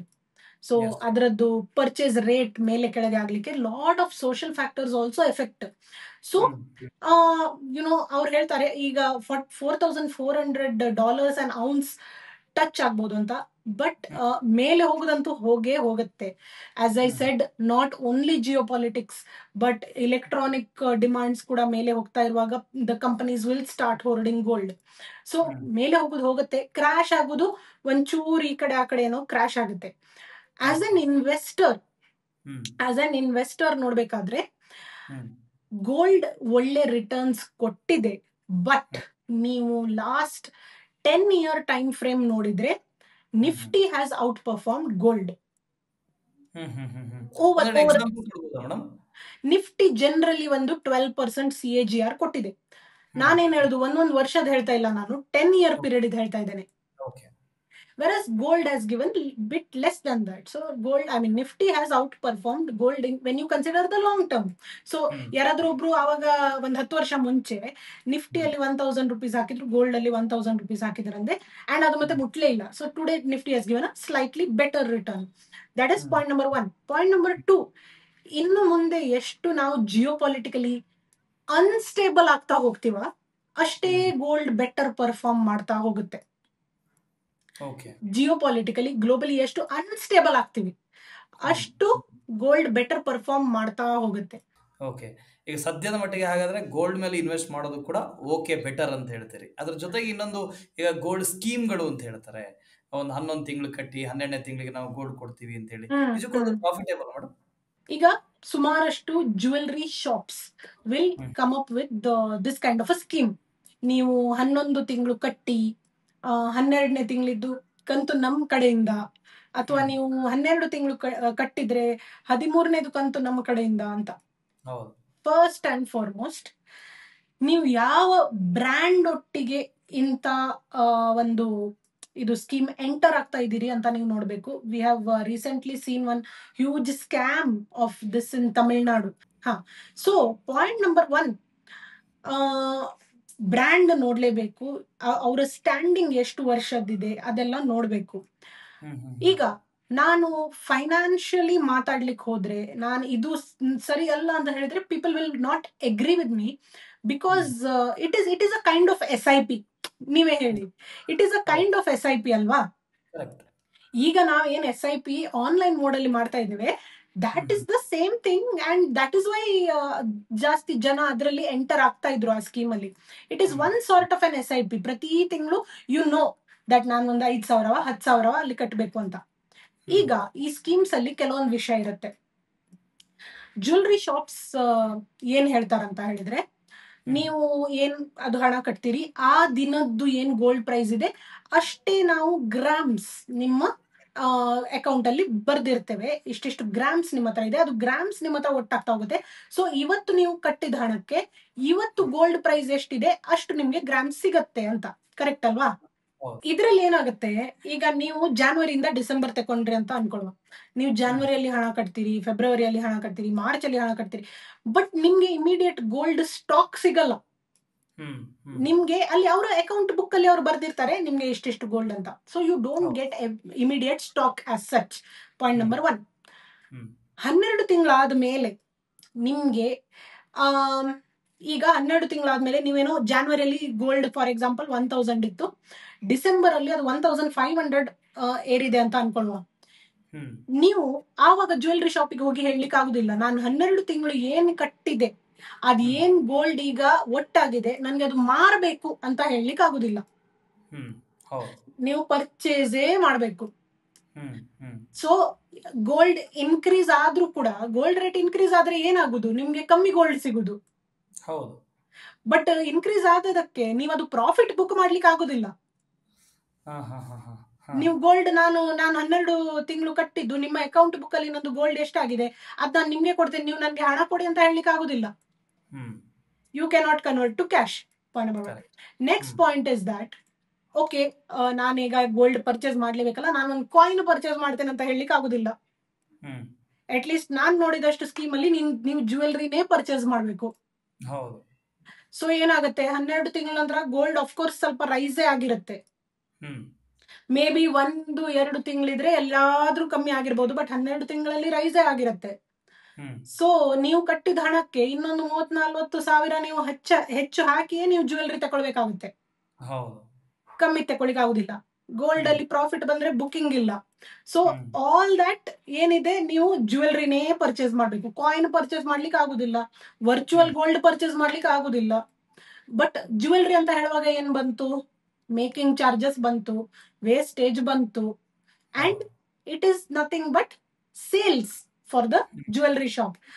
ಅವ್ರು ಮಾಡೋದು ರಾಂಗ್ ಅಂತ ನಾನು ಹೇಳುದಿಲ್ಲ, ನಾನು ನಿಮ್ಗೆ ಜಸ್ಟ್ ಅದರ ಫೈನಾನ್ಷಿಯಲ್ ಇಂಪ್ಲಿಕೇಶನ್ಸ್ ಹೇಳ್ತಾ ಇದ್ದೇನೆ. ಸೊ ಈಗ ಮೇಕಿಂಗ್ ಚಾರ್ಜ್ ಆಯ್ತು, ವೇಸ್ಟೇಜ್ ಆಯ್ತು, you have to purchase and it is just a revenue earning sales for them. ಅವರಿಗೆ ಅವಾಗ ಅದು ಸ್ಟಾಕ್ ಹೋಗುತ್ತೆ. ಪ್ಲಸ್ ನೀವು ಜಾನ್ವರಿಯಿಂದ ಏನ್ ಪರ್ಚೇಸ್ ಮಾಡಿ ನಿಮ್ಮದೇನ್ ನೀವು ಗೋಲ್ಡ್ ಒಟ್ಟು ಮಾಡ್ತಾ ಇದ್ರ, in 12 months the jewellery shop has the capability to leverage it. ಯಾಕಂದ್ರೆ ನೀವು ಹಣ ಕೊಟ್ಟಿದ್ದೀರಾ ಅವರಿಗೆ, ಗೋಲ್ಡ್ ಸಹ ಅವ್ರ ಹತ್ರನೇ ಇದೆ. ಆವಾಗ ಅವರು ಲೆವರೇಜ್ಡ್ ಪೊಸಿಷನ್ಸ್, ಅವರಿಗೆ ಅದೆಲ್ಲ ಬೆನಿಫಿಟ್ ಇದೆ. Okay, that we don't want to know. We want to know what is there for us as investors. Yes. So, what else can you do? What else can you do ಅಂತ ಹೇಳ್ಬೇಕಾದ್ರೆ, same amount, same ನಿಮ್ದೇನು 5,000 10,000 ಏನಿದೆ ಅದು ನೀವು gold ETF ಅಲ್ಲಿ ಹಾಕ್ಲಿಕ್ಕೆ ಶುರು ಮಾಡಿ. ಯಾಕಂತ ಹೇಳಿದ್ರೆ, ಓಕೆ ನಿಮ್ಗೆ ಇಲ್ಲಿ ನೀವು 11 ತಿಂಗಳು ಕಟ್ಟಿದಕ್ಕೆ ಒಂದು ಕಂತು ಅವ್ರು ಕೊಡ್ತಾರೆ, ಅದೆಲ್ಲ ಇದೆ, that is all correct. But when you are putting in your own ETF or mutual fund, at least you have the final decision making power. At the end of 12 months ನಿಮ್ಗೆ ಆ ETF ಮಾರ್ಬೇಕಾ, ನಿಮ್ಗೆ ಅದು continue ಮಾಡ್ಬೇಕಾ, ನಿಮ್ಗೆ ಅದು ಮಾರಿ gold ತಕೊಳ್ಬೇಕಾ, ನಿಮ್ಗೆ ಅದು ಮಾರಿ ಕಾಯಿನ್ ತಕೊಳ್ಬೇಕಾ, ನಿಮ್ಗೆ ಅದು ಮಾರಿ ಜ್ಯುವೆಲ್ರಿ ತಕೊಳ್ಬೇಕಾ, ಅಥವಾ ನಿಮ್ಗೆ ಅದು ಮಾರಿ ಒಂದು ಫಾರಿನ್ ಟೂರಿಗೆ ಹೋಗ್ಬೇಕಾ, you have the decision making power. ಇಲ್ಲಿ decision making power is in the hand of the jewellery company. So ನಿಮ್ಗೆ ಅಲ್ಟಿಮೇಟ್ಲಿ ನಿಮ್ಗೆ ಜ್ಯುವೆಲ್ರಿನೇ ಮಾಡಬೇಕು, ಯಾಕಂದ್ರೆ ಮಗಳ ಮದುವೆ ಮಾಡಬೇಕು, ಬೇರೆ ಏನಾದ್ರೂ ಇದೆ, so you want to make jewellery. But ಒಂದೇ ಸತಿ ನಿಮ್ಮ ಹತ್ರ ಹಣ ಇಲ್ಲ, ಆವಾಗ you can select this mode. But otherwise it is not feasible. And ತುಂಬಾ ಜನ ಏನ್ ಅನ್ಕೊಂಡಿದ್ದಾರೆ ಅಂದ್ರೆ ಸೇವಿಂಗ್ಸೇ ಇನ್ವೆಸ್ಟ್ಮೆಂಟ್ ಅಂತ ಅನ್ಕೊಂಡಿದ್ದಾರೆ. ಸ್ವಲ್ಪ ಸಂಬಳ ಬರುತ್ತೆ, ಅದ್ರಲ್ಲಿ ಒಂಚೂರು ಇಷ್ಟು ಪಾರ್ಟ್ ನಾನು ಸೇವಿಂಗ್ಸ್ ಮಾಡ್ತೀನಿ, ಯಾವುದೊಂದು ಬ್ಯಾಂಕ್ ಅಕೌಂಟ್ ಅಲ್ಲಿ ಇಡ್ತೀನಿ. Is it investment? C, savings ಅಂತ ಹೇಳಿದ್ರೆ ನಿಮ್ದೇನ್ ಕಾರ್ಪಸ್ ಇದೆ ಅದ್ರದ್ದು ಸೇಫ್ಟಿ ಮುಖ್ಯ ಸೇವಿಂಗ್ಸ್ ಅಲ್ಲಿ. ಇನ್ವೆಸ್ಟಿಂಗ್ ಏನಿದೆ ಅದರಲ್ಲಿ ನಿಮ್ಮ ಇದ್ದ ಕಾರ್ಪಸ್ ಮೇಲೆ ರಿಟರ್ನ್ಸ್ ಅರ್ನ್ ಮಾಡ್ಲಿಕ್ಕೆ ನೋಡುದು, that is important. So investing ಜರ್ನಿಯಲ್ಲಿ ಫಸ್ಟ್ ಸ್ಟೆಪ್ ಇಸ್ ಸೇವಿಂಗ್ಸ್. ನೀವು ಇವತ್ತು ತನಕ ಏನೇ ಸೇವಿಂಗ್ಸ್ ಮಾಡ್ಲಿಲ್ಲ, ನಾಳೆಯಿಂದ ಇನ್ವೆಸ್ಟ್ಮೆಂಟ್ ಡೈರೆಕ್ಟ್ ಸ್ಟಾರ್ಟ್ ಮಾಡ್ತೇವೆ, you cannot do like that. First ಒಂದು ಸೇವಿಂಗ್ಸ್ ಇದ್ದ ಹ್ಯಾಬಿಟ್ ಬರಬೇಕು. ಆಮೇಲೆ ಸ್ಲೋಲಿ ನಿಮ್ಗೆ ಓಕೆ ಸ್ವಲ್ಪ ರಿಸ್ಕ್ ತಗೊಳ್ಳುವ, ಸ್ವಲ್ಪ ರಿಟರ್ನ್ ಜಾಸ್ತಿ ಮಾಡ್ಲಿಕ್ಕೆ ನೋಡುವ ಅಂತ ಹೇಳುವುದು ಒಂದು ಕಾನ್ಫಿಡೆನ್ಸ್ ಬರುದು. ಈಗ ಕೆಲವರು ಬ್ಯಾಂಕ್ FD ಅಥವಾ ಅಂತದೇನಾದ್ರು ಇದರಲ್ಲಿ ಸೇವಿಂಗ್ಸ್ ಮಾಡ್ತಾರಂದ್ರೆ it is still better than not doing it at all. Correct ಅಲ್ವಾ? ಸೊ ಯಾರಾದ್ರೂ ಒಬ್ರು ಅವರಿಗೆ ಓಡ್ಲಿಕ್ಕೆ ಆಗ್ತಾ ಇಲ್ಲ, ಅಟ್ ಲೀಸ್ಟ್ ನಡ್ಕೊಂಡು ಮುಂದೆ ಹೋಗ್ತಾ ಇದ್ದಾರೆ ಅಂತ ಹೇಳಿದ್ರೆ it is good to encourage them. Correct. Because somewhere in that journey they will get the confidence to invest. ಈಗ ಮೇಡಮ್, ಮಾರ್ಕೆಟ್ ಹೇಗೆ ಪರ್ಫಾರ್ಮ್ ಮಾಡ್ತಿದೆ ಅಂತ ಗೊತ್ತಿದೆ, ಆ ವೊಲಾಟಿಲಿಟಿ ಏನಿದೆ ಅಂತ ಗೊತ್ತಿದೆ. ತುಂಬಾ ಜನ ಇನ್ವೆಸ್ಟ್ ಮಾಡೋರು ಕೂಡ ಇವಾಗ ಸದ್ಯಕ್ಕೆ ಬೇಡ ಅನ್ನೋರಿದ್ದಾರೆ. ಯಾರು ಶುರು ಮಾಡ್ತಾರೆ ಅವರು ಇಷ್ಟೊಂದು ಮಾರ್ಕೆಟ್ ಇನ್ಸ್ಟೆಬಿಲಿಟಿ ಇದೆಯಲ್ಲ, ಇನ್ನು ಮುಂದೆ ಕೂಡ ನೀವು ಆಗಲೇ ಹೇಳಿದಾಗೆ ಜಿಯೋ ಪಾಲಿಟಿಕ್ಸ್ ಹೇಗೆ ಟರ್ನ್ ಆಗುತ್ತೆ ಅಂತ ಗೊತ್ತಿಲ್ಲ. ಸೊ ಇಂಥ ಪೊಸಿಷನ್ನಲ್ಲಿ ಒಬ್ಬ ಇನ್ವೆಸ್ಟ್ ಮಾಡಬೇಕು ಅಂತ ಅಂದ್ಕೊಂಡವ್ನು ಏನು ಮಾಡಬೇಕು? ಓಕೆ, ಪಾಯಿಂಟ್ ನಂಬರ್ 1, ಇದರಲ್ಲಿ ಯಾರು ಯಂಗ್ ಇನ್ವೆಸ್ಟರ್ಸ್ ಇದ್ದಾರೆ, ಲೈಕ್ ಅಪ್ ಟು 40-45, ಅವರು ಜಾಸ್ತಿ ರಿಸ್ಕ್ ತಗೊಳ್ಬಹುದು. 100 ಮೈನಸ್ ಏಜ್ ರೂಲ್ ಅಂತ ಇದೆ. So what does it mean? 100 ಇಂದ ನಿಮ್ಮ ಏಜ್ ಮೈನಸ್ ಮಾಡುದು, ಎಷ್ಟು ಡಿಫ್ರೆನ್ಸ್ ಬರುತ್ತೆ ಅಷ್ಟು ನೀವು ಹೈ ರಿಸ್ಕ್ ಎವೆನ್ಯೂಸ್ ಅಲ್ಲಿ ಹಾಕ್ಬಹುದು. ಸೊ ಇಟ್ ಓನ್ಲಿ ಮೀನ್ಸ್ ನಿಮ್ದು ಏಜ್ ಚಿಕ್ಕದಿರುವಾಗ ನೀವು ಜಾಸ್ತಿ percentage of your investable amount ನೀವು ಹೈ ರಿಸ್ಕ್ ಎವೆನ್ಯೂಸ್ ಅಲ್ಲಿ ಹಾಕ್ಬಹುದು. As in when your age increases, ನೀವು ಹೈ ರಿಸ್ಕ್ ಅಲ್ಲಿ ಕಮ್ಮಿ ಇನ್ವೆಸ್ಟ್ ಮಾಡ್ತಾ ಮಾಡ್ತಾ ಮಾಡ್ತಾ ಸೇಫರ್ ಇನ್ಸ್ಟ್ರೂಮೆಂಟ್ಸ್ ಅಲ್ಲಿ ಜಾಸ್ತಿ ಇನ್ವೆಸ್ಟ್ ಮಾಡಬೇಕು. ಈಗ ನೀವ್ ಹೇಳಿದಾಗೆ ಮಾರ್ಕೆಟ್ ಇನ್ಸ್ಟೆಬಿಲಿಟಿ ಇರುವಾಗ 2000.com ಬಬಲ್ ಅಲ್ಲಿ ಮಾರ್ಕೆಟ್ ಕ್ರಾಶ್ ಆಗಿದ್ ನೋಡಿದ್ದೇವೆ, 2008 ಅಲ್ಲಿ ಮಾರ್ಕೆಟ್ ಕ್ರಾಶ್ ಆಗೋದು ನೋಡಿದ್ದೇವೆ, 2020 ಕೋವಿಡ್ ಟೈಮ್ ಅಲ್ಲಿ ನೋಡಿದ್ದೇವೆ dip. But immediately in 1 or 2 years market has risen around 20%, 30%, 40%. ಹೌದಾ ಅಲ್ವಾ? So that is where instability ಇದ್ರೂ ಕೂಡ ಫಾರ್ ಅನ್ ಇಂಡಿವಿಜುವಲ್ ಇನ್ವೆಸ್ಟರ್, ನಾನು ದೊಡ್ಡ ಹೆಡ್ಜ್ ಫಂಡ್ಸ್ ಬಗ್ಗೆ ಮಾತಾಡ್ತಾನೆ ಇಲ್ಲ, for individual investors SIP is the answer. ನಿಮ್ಗೆ ಮಾರ್ಕೆಟ್ ಮೇಲೆ ಇರ್ಲಿ ಕೆಳಗೆ ಇರ್ಲಿ ಏನೇ ಇರ್ಲಿ, ಪ್ರತಿ ತಿಂಗಳು ನಿಮ್ಮ ಅಕೌಂಟ್ ಇಂದ ಅಷ್ಟು ಹಣ ಹೋಗ್ಲೇಬೇಕು. ಈಗ ವೆನ್ ಮಾರ್ಕೆಟ್ಸ್ ಫೆಲ್, ಸುಮಾರು ಜನ ಪ್ಯಾನಿಕ್ ಆಗಿ SIP ನಿಲ್ಲಿಸಿಬಿಟ್ರು. But that is the time you have to invest. Market ಬಿದ್ದಾಗ, ಎಸ್ಪೆಷಲಿ ಮ್ಯೂಚುವಲ್ ಫಂಡ್ಸ್ ನೋಡಿದ್ರೆ ನೀವು, when market is down, for that same amount ನಿಮ್ಗೆ ಜಾಸ್ತಿ ಯೂನಿಟ್ಸ್ ಪರ್ಚೇಸ್ ಮಾಡ್ಬೋದಲ್ಲ, ಯಾಕಂದ್ರೆ ಯೂನಿಟ್ಸ್ ಬೆಲೆ ಬಿದ್ದಿರುತ್ತೆ. ವೆನ್ ಮಾರ್ಕೆಟ್ಸ್ ರಿಕವರ್, ಆ ಯೂನಿಟ್ಸ್ ಪ್ರೈಸ್ ಜಾಸ್ತಿ ಆಗಿರುತ್ತೆ ಅಲ್ವಾ? ಸೊ ಮಾರ್ಕೆಟ್ಸ್ ಬಿದ್ದಾಗ ಎಲ್ಲರೂ ಪ್ಯಾನಿಕ್ ಮಾಡಿ ಸೆಲ್ ಮಾಡ್ತಾರೆ. But that is actually the right time to invest. Instability ಇರಲಿ, ಮಾರ್ಕೆಟ್ ಹೈ ಇರಲಿ, ಲೋ ಇರಲಿ, ಇಫ್ ನಥಿಂಗ್ ನೀವು ಲಾರ್ಜ್ ಕ್ಯಾಪ್ 100 ಲಾರ್ಜ್ ಕಂಪನೀಸ್ ಅಲ್ಲಿ ಹಾಕ್ಬೋದು, ಇಂಡೆಕ್ಸ್ ಫಂಡ್ಸ್ ಅಲ್ಲಿ ಹಾಕ್ಬೋದು, ಅದರಲ್ಲಿ ಆಲ್ ಟಾಪ್ ಕಂಪನೀಸ್ ಇರ್ತಾರೆ. ಸೊ ನಿಮ್ಗೆ ಅದು ರಿಸ್ಕ್ ಟೇಕಿಂಗ್ ಕೇಪಬಿಲಿಟಿ ಇಲ್ಲ ಅಂತ ಹೇಳಿದ್ರೆ at least large caps, index funds ಅಂತದ್ರಲ್ಲೆಲ್ಲ SIP ಮಾಡ್ತಾ ಇರ್ಬೋದು. Because over a long period of time an SIP will even out that market ups and downs. Okay, ಈಗ ಸದ್ಯ ಏನಾಗ್ತಿದೆ ಅಂತ ನಮಗೆ ಗೊತ್ತಿದೆಯಲ್ವಾ ಮೇಡಮ್? ಒಂದು ಕಡೆ ಅಮೆರಿಕದು ಟ್ಯಾರಿಫ್ ವಾರು, ಅದಕ್ಕೆ ಇಂಡಿಯಾ ಹೇಗೆ ರಿಯಾಕ್ಟ್ ಮಾಡ್ತಾ ಇದೆ, ಇದರಿಂದ ಇಂಡಿವಿಜುವಲ್ ಇನ್ವೆಸ್ಟರ್ ಮೇಲೆ ಹೇಗೆ ಪರಿಣಾಮ ಬೀರುತ್ತೆ ಅಂತ, ಹೇಗೆ ಎಫೆಕ್ಟ್ ಆಗುತ್ತೆ ಅಂತ. ಒಂದು ಸೆಲ್ ಆಫ್ ಆಯ್ತು, ಮಾರ್ಕೆಟ್ಸ್ ಬಿತ್ತು. ಫಸ್ಟ್ ಅಂಡ್ ಫಾರ್ಮೋಸ್ಟ್ ನಾವು ಮಾರ್ಕೆಟ್ ಪರ್ಸ್ಪೆಕ್ಟಿವ್ ನೋಡುವ. ಇಂಡಿವಿಜುವಲ್ ಇನ್ವೆಸ್ಟರ್ಗೆ ಏನಾಯ್ತು? ಇಂಡಿವಿಜುವಲ್ ಇನ್ವೆಸ್ಟರ್ ಫಸ್ಟಿಗೆ ಏನಾಗುತ್ತೆ, ಲಾರ್ಜ್ ಫಂಡ್ಸ್ ಏನಿದೆ ಅವ್ರು ಸೆಲ್ ಆಫ್ ಸ್ಟಾರ್ಟ್ ಮಾಡ್ತಾರೆ, ಮಾರ್ಕೆಟ್ ಬೀಳುತ್ತೆ. ಇಂಡಿವಿಜುವಲ್ ಇನ್ವೆಸ್ಟರ್ ಪ್ಯಾನಿಕ್ ಆಗ್ತಾರೆ, ಅವ್ರು ಕೂಡ ಸೆಲ್ ಮಾಡ್ತಾರೆ, ಇನ್ನೂ ಮಾರ್ಕೆಟ್ ಬೀಳುತ್ತೆ. ಆವಾಗ ಲಾರ್ಜ್ ಫಂಡ್ಸ್ ವಾಪಸ್ ಪರ್ಚೇಸ್ ಮಾಡ್ತಾರೆ. ಬಟ್ ಇಂಡಿವಿಜುವಲ್ ಇನ್ವೆಸ್ಟರ್ ಪಾಪ ಲಾಸಿಗೆ ಸೆಲ್ ಮಾಡಿ ಹೊರಗೆ ಬರ್ತಾನೆ, ವಾಪಸ್ ಪರ್ಚೇಸ್ ಮಾಡೋದಿಲ್ಲ.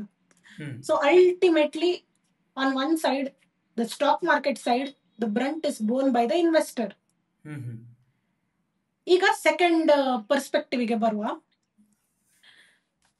USA ಅಲ್ಲಿ, USA is the destination country. Destination ಅಂದ್ರೆ ಈಗ ಫಾರ್ ಎಕ್ಸಾಂಪಲ್ ಇಂಡಿಯಾ ಮತ್ತೆ US ಅಂತ ಎಕ್ಸಾಂಪಲ್ ತಕೊಂಡ್ರೆ, ಗೂಡ್ಸ್ ಇಲ್ಲಿಂದ ಸೋರ್ಸ್ ಆಗಿ ಅಲ್ಲಿಗೆ ಹೋಗುದು. ಓಕೆ ಫಾರ್ ಎಕ್ಸಾಂಪಲ್ ನಮ್ಗೆ ಟ್ಯಾರಿಫ್ ಹಾಗೆ ಅಲ್ಲ, ಅಲ್ಲಿ ಹೋಗುವಾಗ ನಮ್ಮ ಮೇಲೆ ಟ್ಯಾರಿಫ್ ಬರುದು. ಹ್ಮ್ ಸೊ ಡೆಸ್ಟಿನೇಷನ್ ಕಂಟ್ರಿಯಲ್ಲಿ ಟ್ಯಾರಿಫ್ ಇನ್ಕ್ರೀಸ್ ಆಗುವಾಗ ಏನಾಗುತ್ತೆ, ಹ್ಮ್ ನಮ್ಮ ಗೂಡ್ಸ್ ಅಲ್ಲಿ ಲೋಕಲಿ ಅಲ್ಲಿ ಕಾಸ್ಟ್ ಹೆಚ್ಚಾಗುತ್ತೆ. ಹೌದು ಇಂಡಿಯಾದಿಂದ ಬಂದ ಗೂಡ್ಸಿಗೆ ಟ್ಯಾರಿಫ್ ಆಡ್ ಮಾಡಿಯೇ ಹಾಕ್ತಾರಲ್ವಾ, ಹೌದು ಕರೆಕ್ಟ್. ಅಲ್ಲಿ ಕಾಸ್ಟ್ ಹೆಚ್ಚಾಯ್ತು, ಅಲ್ಲಿ ಡಿಮಾಂಡ್ ಕಮ್ಮಿ ಆಯ್ತು. ಸೊ ಇಲ್ಲಿದು ಕೂಡ ಮ್ಯಾನುಫ್ಯಾಕ್ಚರರಿಗೆ ಫಸ್ಟ್ ಆಫ್ ಆಲ್ ಇದಿದೆ, ಪೆಟ್ಟಿದೆ. ಬಟ್ ಅಲ್ಲಿ ಕೂಡ ಯಾರು ಟ್ರೇಡರ್ ಆ ಸ್ಟಾಕ್ಸ್ ಇಟ್ಕೊಂಡಿದ್ರ ಅವರಿಗೆ ಸಹ ಪೆಟ್ಟಿದೆ ಅಲ್ವಾ. ಹ್ಮ್ ಅವರ ಸೇಲ್ಸ್ ಕಮ್ಮಿ ಆಗುತ್ತೆ. ಅವರ ಸೇಲ್ಸ್ ಕಮ್ಮಿ ಆಗುವಾಗ ಅವರ ಪ್ರಾಫಿಟಬಿಲಿಟಿ ಕಮ್ಮಿ ಆಗುತ್ತೆ. ಅವರ ಪ್ರಾಫಿಟಬಿಲಿಟಿ ಕಮ್ಮಿ ಆಗುವಾಗ ಅವ್ರು ಕೆಲವು ಲೇ ಆಫ್ಸ್ ಮಾಡ್ತಾರೆ, ಕೆಲವು ಜನರದ್ದು ಜಾಬ್ಸ್ ಹೋಗುತ್ತೆ. ಬಿಕಾಸ್ ಇವ್ರು ಎಲ್ಲ ಕಂಟ್ರಿ ಮೇಲೆ ಹಾಕಿದ್ದಾರೆ, ಇಟ್ಸ್ ನಾಟ್ ಒನ್ ಕಂಟ್ರಿ. ಹೌದು ಜಾಬ್ಸ್ ಹೋಗುವಾಗ again people's purchasing power goes down. Purchasing power ವಾಪಸ್ ಕೆಳಗೆ ಹೋಗುವಾಗ the demand again goes down. So it's a cycle, it's a cycle. Source ಕಂಟ್ರಿಯಲ್ಲಿ ಎಂತ ಆಗ್ತದೆ, ಆಸ್ ಅ ಸೋರ್ಸ್ ಕಂಟ್ರಿ ಹೇಳ್ಬೇಕಾದ್ರೆ, ಅಲ್ಲಿ ಡಿಮಾಂಡ್ ಕಮ್ಮಿ ಆಯ್ತು ಅಂದ್ರೆ ಇಲ್ಲಿ ಮ್ಯಾನುಫ್ಯಾಕ್ಚರರಿಗೆ ಹಿಟ್ ಆಗುತ್ತೆ. ಇಲ್ಲಿ ಮ್ಯಾನುಫ್ಯಾಕ್ಚರರಿಗೆ ಹಿಟ್ ಆಯ್ತು ಅಂತ ಹೇಳಿದ್ರೆ we will start producing lesser number of goods. When we produce lesser number of goods, we will purchase lesser number of raw material. So some other company which was providing us raw material, or some other country, ಯಾವುದೇ ಮೂರನೇದೇ country ನಮ್ಗೆ raw material ಕೊಡ್ತಾ ಇದ್ದಾದ್ರೆ ಅಲ್ಲಿ ಕೂಡ ಪೆಟ್ಟು. Okay, manufacturing ಕಮ್ಮಿ ಆಯ್ತು, raw material purchase ಕಮ್ಮಿ ಆಯ್ತು, ಎಲ್ಲ ಕಮ್ಮಿ ಆಗುವಾಗ ನಮ್ದು ಸಹ ಪ್ರಾಫಿಟಬಿಲಿಟಿ ಕಮ್ಮಿ ಆಯ್ತು, ಇಲ್ಲಿ ಸಹ ಲೇ ಆಫ್ ಶುರು ಆಗುತ್ತೆ. ನೀವು ಮ್ಯಾನುಫ್ಯಾಕ್ಚರಿಂಗ್ ಕಮ್ಮಿ ಮಾಡ್ತಾ ಇರುವಾಗ ನಿಮ್ಗೆ ಜನರು ಯಾಕೆ ಜಾಸ್ತಿ ಬೇಕು, ಇಲ್ಲಿ ಕೂಡ ಲೇ ಆಫ್ ಶುರು ಆಗುತ್ತೆ. ಇಲ್ಲಿ ಲೇ ಆಫ್ ಶುರು ಆಗುವಾಗ ಇಲ್ಲಿದು ಕೂಡ ಜನರದ್ದು ಪರ್ಚೇಸಿಂಗ್ ಪವರ್ ಕಮ್ಮಿ ಆಗುತ್ತೆ. So see, source country as well as destination country, both are hit. And at an individual level, we will face job losses, we will face inflation, we will face decrease in purchasing power. And when there is a high inflation, then there is a higher probability of getting into a recession. Recession ಅಂದ್ರೆ ಏನು, theory ಪ್ರಕಾರ ಹೇಳಬೇಕಾದ್ರೆ 2 ಕ್ವಾರ್ಟರಿಗೆ ಕಾನ್ಸಿಕ್ಯೂಟಿವ್ಲಿ ನಿಮ್ಮ GDP ಇದು negative growth ಆಗಿದೆ ಅಂತ ಹೇಳಿದ್ರೆ you are theoretically and officially in a recession. Okay correct madam. ಕೊನೆಯದು ಒಂದೆರಡು ಪ್ರಶ್ನೆ, ಮತ್ತೆ ನಾನು ಗೋಲ್ಡ್ಗೆ ನಿಮ್ಮನ್ನ ತಗೊಂಡು ಹೋಗ್ತೀನಿ. ಒಂದ್ ಕಡೆ ದುಬೈ ಆಗಿರ್ಬೋದು, ಭೂತಾನ್ ಆಗಿರ್ಬೋದು, ಇಲ್ಲೆಲ್ಲ ಕಡಿಮೆಗೆ ಗೋಲ್ಡ್ ಸಿಗುತ್ತಂತೆ, ಅಲ್ಲಿಂದ ಗೋಲ್ಡ್ ಪರ್ಚೇಸ್ ಮಾಡಬೇಕು. ಅದು ಹೇಗೆ ಮೇಡಮ್, ಆ ಪ್ರೊಸೆಸ್ ಹೇಗೆ ನಡೆಯುತ್ತೆ, ಆಮೇಲೆ ಹಾಗೆ ಇನ್ವೆಸ್ಟ್ ಮಾಡಬಹುದಾ ಅಂತ? ಈಗ ನಾವು ಸಹ ದುಬೈ ಹೋಗುವಾಗ ಫಸ್ಟ್ ಥಿಂಗ್ ಇಸ್ ದಟ್ ದುಬೈಯಲ್ಲಿ ಏನ್ ಪರ್ಚೇಸ್ ಮಾಡ್ಬೇಕಂದ್ರೆ ಗೋಲ್ಡ್. ಅಲ್ಲಿ if you have gone to gold souk and all, you would have seen. So gold ಅಂದ್ರೆ ರೋಡ್ ಸೈಡ್ ಮಾರಿದಾಗೆ ಮಾರ್ತಾರೆ. Now when we as Indians go there, there are a few rules that we need to follow. Point number 1, duty free ಅಂದ್ರೆ ಏನೇ duties ಕಟ್ಟದೆ ನೀವು ದುಬೈಯಿಂದ India ಎಷ್ಟು ಬಂಗಾರ ತರಬಹುದು ಅಂತ ಹೇಳಿದ್ರೆ, for men it is 20 grams, for women it is 40 grams. I know, inequality. Inequality ಅಂದ್ರೆ ಅದೇನಂದ್ರೆ ಜಾಸ್ತಿಗಿಂತ ಜಾಸ್ತಿ ಎಲ್ಲ ಮನೆದೆಲ್ಲ ಹೆಂಗಸರಿಗೆ ತಕೊಂಡು ಹೋಗಿ ದುಬೈ ಅಂತ ತಿರುಗಾಡ್ಸ್ಲಿಕ್ಕೆ. Okay, so plus the value of gold, value ಏನಿದೆ that cannot exceed 50,000 for men and 1 lakh for women. Again, there is that small inequality, but it's okay. You know, everyone knows that women prefer gold a lot. And I think the thought process is that women cannot purchase anything below 50,000. So, or below 1 lakh. So, I don't know. That's just in a light sense. But yes, there is this sort of a difference that 20 grams or 50,000, whichever is less for men, and 40 grams or 1 lakh, whichever is less for women. ಈಗ ದುಬೈಯಲ್ಲಿ ಇಂಡಿಯಾಕ್ಕಿಂತ gold cheaper ಇದೆಯಾ ಅದು ನೋಡ್ಲಿಕ್ಕೆ first point, ಅಲ್ಲಿ directly ಏನು duties ಇಲ್ಲ. And plus ಇಂಡಿಯಾದಲ್ಲಿ ಒಂದು GST ಹಾಕ್ತಾರೆ, ಪ್ಲಸ್ ಕಸ್ಟಮ್ಸ್ ಡ್ಯೂಟಿ ಆಫ್ 6%. ಈಗ ಮುಂಚೆ ನಮ್ದು ಕಸ್ಟಮ್ಸ್ ಡ್ಯೂಟಿ ವಾಸ್ ಅರೌಂಡ್ 15%. ಆ ಟೈಮಲ್ಲಿ ದಿಸ್ ಮೇಡ್ ಸೆನ್ಸ್.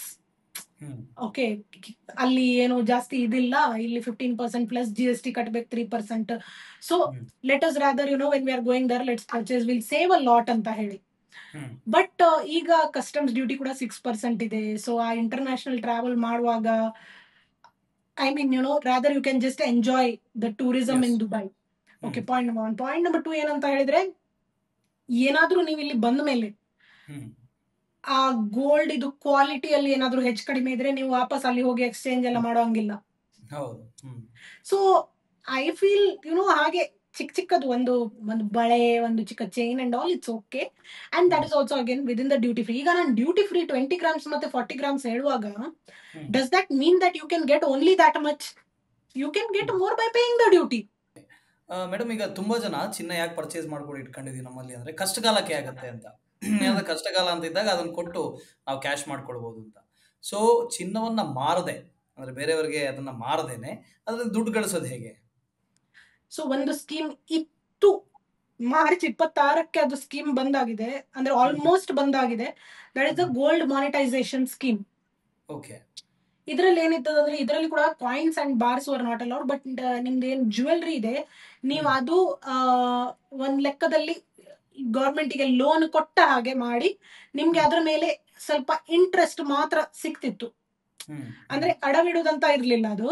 ನಿಮ್ಗೆ ಒಂದು 2.5% ಇಂಟ್ರೆಸ್ಟ್ ಏನೋ ಸಿಕ್ತಿತ್ತು. ಆ ಗೋಲ್ಡ್ ನೀವು ಮನೆಯಲ್ಲಿ ಅಥವಾ ಲಾಕರ್ ಅಲ್ಲಿ, ನಿಮ್ಮ ಲಾಕರ್ ಅಲ್ಲಿ ಇಡೋಕ್ಕಿಂತ ಬ್ಯಾಂಕ್ ಇದು ಲಾಕರ್ ಅಲ್ಲಿ ಇಡುದು, ನಿಮ್ಗೆ ಅದ್ರ ಮೇಲೆ ಸ್ವಲ್ಪ ರಿಟರ್ನ್ ಸಿಗ್ತದೆ ಅಂತ ಇತ್ತು. But that has been discontinued. See, without selling ಅಂದ್ರೆ ನೀವು ಗೋಲ್ಡ್ ಅಡವಿಟ್ಟು ಕೂಡ ನೀವು ಹಣ ತಕೊಳ್ಬಹುದು. But the society in which we stay has a stigma attached to it. ಲಾಸ್ಟಿಗೆ ಲೈಫ್ ಅಂಡ್ ಡೆತ್ ಸಿಚುವೇಶನ್ ಬಂದ್ರೆ ಅಡವಿಡಿ ಅಂತ ಹೇಳ್ತೇವೆ. ಬಟ್ ಅದಲ್ಲದೆ ಹೋದ್ರೆ ಯಾಕೆ ಗೊತ್ತಿಲ್ಲ, I tell you why also. Because our society again does not look at gold from numerical value, but looks at gold from emotional value. And gold ಅಡವಿಡುವಾಗ ಕೂಡ ನೀವು ಜ್ಯುವೆಲ್ರಿನೇ ಅಡವಿಡ್ಬೋದು, ಕಾಯಿನ್ ಗೀನ್ ಎಲ್ಲ ಅಲ್ಲ. So that is the reason there is a stigma attached, because you may hear in many cases ಬಂಗಾರ ಅಡವಿಡೋಕ್ಕಿಂತ cell ಮಾಡಿ ಬಿಡುವಂತ. ಅಡವಿಡುವುದಕ್ಕೆ ಒಂದು stigma ಇದೆ. Okay, so ಏನಂದ್ರೆ sovereign gold bonds, ಈಗ ಸಾವರಿನ್ ಗೋಲ್ಡ್ ಬಾಂಡ್ಸ್ ಇಲ್ಲ, but if you have any holding of sovereign gold bond, ಅದು ಅಡವಿಡಬಹುದು. ಯಾರಿಗೂ ಅದು ಕಣ್ಣಿಗೆ ಕಾಣಿಸಲ್ವಲ್ಲ. So there is no stigma attached. Till the time we look at gold as a sentimental, emotional, ornamental symbol, our society will not be okay with pledging gold. The moment we look at it as a numerical symbol, we will automatically be okay with pledging gold. Okay, so ಈಗ ನೋಡ್ಬೇಕಂತ ಹೇಳಿದ್ರೆ actually ಅಡವಿಡೋದ್ರಲ್ಲಿ ಸುಲಭ ಇದೆ, but it is a social stigma. So I personally would not give that as a financial advice. Okay madam, ಇತ್ತೀಚೆಗೆ ಸುಮಾರು reports ಎಲ್ಲ ಬರ್ತಾ ಇದ್ವಿ, ಈ fake gold, gold plated jewelleries, ಈ ತರದನ್ನೆಲ್ಲ. ಸೊ ಜನ ಹೇಗೆ ಇದರೆಲ್ಲ ಕಂಡು ಹಿಡಿಯೋದು ಹೇಗೆ, ಜೊತೆಗೆ ಜಾಗರೂಕರಾಗಿರೋದು ಹೇಗೆ ಅಂತ? ಓಕೆ, ಸೊ ಫೇಕ್ ಗೋಲ್ಡ್ ಎಲ್ಲ ಹೇಳುವಾಗ, point number 1, whenever you are purchasing gold, 916, 999 hallmark ಇರುತ್ತೆ, ಅದು ನೋಡಿಯೇ ನೀವು ಪರ್ಚೇಸ್ ಮಾಡಬೇಕು. ಓಕೆ, ಈಗ ಅಂದ್ರೆ ಇವನ್ ನೀವು ಎಕ್ಸ್ಚೇಂಜ್ ಮಾಡುವಾಗ ಕೂಡ ಜ್ಯುವೆಲರಿ ಶಾಪ್ಸ್ ಕೂಡ ಅದು ನೋಡ್ತಾರೆ. So that is point number 1. Point number 2, ನೀವು ಯಾವ ಶಾಪ್ ಇಂದ ಪರ್ಚೇಸ್ ಮಾಡ್ತಾ ಇದ್ದೀರಿ. ಇಲ್ಲಿ ನಾನು ಬರೀ ದೊಡ್ಡ ದೊಡ್ಡ ಶಾಪ್ಸ್ ಇಂದ ಪರ್ಚೇಸ್ ಮಾಡಿ ಅಂತ ಹೇಳುವುದೇ ಇಲ್ಲ. ಫ್ಯಾಮಿಲಿ ಜ್ಯುವೆಲರ್ಸ್ ಇರ್ತಾರೆ, ನಾವು ಯಾವ್ದೋ ಕಾಲದಿಂದ ಅವ್ರ ಕಡೆಯಿಂದಾನೇ ಪರ್ಚೇಸ್ ಮಾಡ್ತಾ ಇರ್ತೀವಿ. So there are family jewellers who have a long time standing. You can purchase from anywhere, but check the hallmark. Point number 2, try to go for online gold. ಈಗ ಎಲ್ಲ ನಿಮ್ಮ ಸ್ಮಾರ್ಟ್ ಫೋನ್ ಅಲ್ಲೇ ಆಗುತ್ತೆ. Try to go for online gold, but ನಿಮಗೆ gold ಜ್ಯುವೆಲ್ರಿನೇ ಬೇಕು, gold ಕಾಯಿನೇ ಬೇಕು, ಬಾರೇ ಬೇಕು, ಅದು ಸಹ ನಿಮ್ಗೆ ದೊಡ್ಡ ಸ್ಟೋರ್ ಇಂದ ಬೇಡ, ನಿಮ್ದೇ ಜ್ಯುವೆಲರ್ ಇಂದ ಬೇಕು. ಆವಾಗ at least take one bill. ನಾವು ಕೆಲವು ಜನರು ಏನ್ ಮಾಡ್ತಾರೆ, ಬಿಲ್ ಹಾಕಿದ್ರೆ ಕಸ್ಟಮ್ ಡ್ಯೂಟಿ GST ಎಲ್ಲ ಬರ್ತದಂತ ಹೇಳಿ ಬಿಲ್ ಬೇಡ ನಮ್ಗೆ ಹೀಗೆ ಕೊಟ್ಟು ಬಿಡು ಅಂತ ಹೇಳ್ತಾರೆ. ನಾಳೆ ಅದ್ರಲ್ಲಿ ಏನಾದ್ರು ಹೆಚ್ಚು ಕಡಿಮೆ ಇದ್ರೆ ನೀವು ಯಾರಿಗಂತ ಹಿಡಿತೀರಿ? Always have a proper bill. 6% custom duty, 3% GST is not at all a big price to pay. ಅದು ಸೇವ್ ಮಾಡ್ಲಿಕ್ಕೆ ಹೋಗಿ ಹೀಗೆ ಬಂಗಾರ ತಕೊಂಡು ಅದರಲ್ಲಿ ನೀವು ಚೀಟ್ ಆಗೋಕ್ಕಿಂತ ಬಿಲ್ ಎಲ್ಲ ಕರೆಕ್ಟ್ ತಕೊಳ್ಳಿ. ಓಕೆ ಮೇಡಮ್, ಈ ಬಾಂಡ್ಗಳಿಗೆ ಹೋಲಿಸಿದ್ರೆ FD ಗಳಿಗೆ ಹೋಲಿಸಿದ್ರೆ ಚಿನ್ನದ ಮೇಲೆ ಇನ್ವೆಸ್ಟ್ ಮಾಡೋದು ಬೆಟರ್ ಅಂತ ಹೇಳ್ತೀರಾ ನೀವು, ಬೆಸ್ಟ್ ಅಂತ ಹೇಳ್ತೀರಾ? ಬಾಂಡ್ ಮತ್ತೆ FDಗೆ FD ಬದಲಿಗೆ ನೀವು ಚಿನ್ನದಲ್ಲಿ ಹಾಕಿ ಅಂತ, ಇದರ ಬದಲಿಗೆ ಅದರ ಬದಲಿಗೆ ಇದು ಅದೆಲ್ಲ ಎಲ್ಲ ಇರಬೇಕು. A portfolio should have a good diversification. ಈಗ ನಿಮ್ಮ ಇಡೀ ಇನ್ವೆಸ್ಟ್ಮೆಂಟ್ ಪೋರ್ಟ್ಫೋಲಿಯೋದಲ್ಲಿ gold should be at least around 10%. Around 10. Baki 90%. If you are an aggressive investor who likes to take high risk, high return, ನೀವು 10% ಗೋಲ್ಡ್ ಅಲ್ಲಿ ಇಟ್ಟು ಬಾಕಿದ್ದು ಇನ್ನೊಂದು 15% ಯಾವ್ದಾದ್ರು safer assets like bonds, FDs ಅಂತದ್ದು, index funds, debt mutual funds ಅಂತದ್ರಲ್ಲೆಲ್ಲ ಇಟ್ಟು ಬಾಕಿದ್ದು you can put in direct stock markets are high risk assets. Okay. ಈಗ if you are a conservative investor, not aggressive, conservative investor ಆಗಿದ್ದೀರಂತ ಹೇಳಿದ್ರೆ you can increase your gold holding up to 15%. And even in that conservative portfolio you should have a diversification. ಬೇರೆ ಬೇರೆ safer assets ಇದೆ, diversification ಇದ್ರೂ ಅಡ್ಡಿಲ್ಲ. Like gold, FD, bonds, debt mutual funds, ನಿಮ್ದು ಇದು ಏನದು ಇಂಡೆಕ್ಸ್ ಫಂಡ್ಸ್ ಅಂತದೆಲ್ಲ generally safer assets ಇದು ಒಂದು ಡೈವರ್ಸಿಫಿಕೇಶನ್ ಇರಬೇಕು. ಸೊ ಪೋರ್ಟ್ಫೋಲಿಯೋದಲ್ಲಿ if you are aggressive, gold can be up to 8 to 10%. If you are conservative it can go up to 12 to 15%. But your portfolio should always be a diversified one. ಯಾವುದೇ ಒಂದೇ investment ಅಲ್ಲಿ ಜಾಸ್ತಿ holdings ಇರಬಾರ್ದು, ಜಾಸ್ತಿ investment ಇರಬಾರ್ದು. Thank you so much. Thank you. So Groww ಆ್ಯಪಿಗೆ thanks ನನಗೆ invite ಮಾಡಿದ್ದಕ್ಕೆ once more. And I hope this podcast will be helpful to a lot of people. And thank you Groww team for having me. So ಇಷ್ಟೊತ್ತು ಈ ಎಪಿಸೋಡ್ನ ನೋಡಿದ್ರಿ, ತುಂಬಾ informative ಆಗಿತ್ತು ಅಂತ ಅಂದ್ಕೊಳ್ತೀರಿ. ಯಾಕೆಂದರೆ ಈ ಗೋಲ್ಡ್ನ ಬಗ್ಗೆ ಇದ್ದಂಥ ಸಾಕಷ್ಟು ಕನ್ಫ್ಯೂಷನ್ಸ್ಗಳನ್ನು ದೂರ ಮಾಡಿದ್ದಾರೆ ಪ್ರತೀಕ್ಷಾ ಪೈ ಅವರು. ಸೊ ಗೋಲ್ಡ್ ರೇಟ್ ಹೈಕ್ ಆಗುತ್ತಾ, ಇನ್ನು ಮುಂದೆಯೂ ಕೂಡ ಆಗ್ತಾ ಹೋಗುತ್ತಾ, ಅಥವಾ ಇದೇ ಥರ ಫ್ಲಕ್ಚುಯೇಷನ್ಸ್ ಏನಾದರೂ ಇರುತ್ತಾ, ಗೋಲ್ಡ್ ಮೇಲೆ ಇನ್ವೆಸ್ಟ್ಮೆಂಟ್ ಮಾಡೋದು ಎಷ್ಟರ ಮಟ್ಟಿಗೆ ಸೇಫ್, ಗೋಲ್ಡನ್ನು ಬಿಟ್ಟು ಬೇರೆ ಯಾವೆಲ್ಲ ಕ್ಷೇತ್ರದಲ್ಲಿ ಇನ್ವೆಸ್ಟ್ ಮಾಡ್ಬೋದು, ನಮ್ಮ ಇನ್ವೆಸ್ಟ್ಮೆಂಟನ್ನು ಗೋಲ್ಡ್ಗೆ ಮಾತ್ರ ಇಟ್ಕೊಳ್ಳದೆ ಡೈವರ್ಸಿಫೈ ಮಾಡಿ ಅಂತಲೂ ಕೂಡ ಪ್ರತೀಕ್ಷಾ ಪೈ ಅವರು ಹೇಳಿದ್ರು. ಭಾಳ ಒಳ್ಳೆಯ ಎಪಿಸೋಡ್ ಆಗಿತ್ತು. ಹಾಗಾದರೆ ನೆಕ್ಸ್ಟ್ ಪಾಡ್ಕಾಸ್ಟ್ನಲ್ಲಿ ಯಾರನ್ನು ನೋಡೋದಕ್ಕೆ ಇಚ್ಛಿಸ್ತೀರಿ, ಯಾರು ಈ ಟೇಬಲಲ್ಲಿ ಕೂತ್ಕೋಬೇಕು, ನಾನು ಯಾರನ್ನು ಇಂಟರ್ವ್ಯೂ ಮಾಡಬೇಕು ಅಂತ ಕಮೆಂಟ್ನಲ್ಲಿ ತಿಳಿಸಿ. Thank you so much.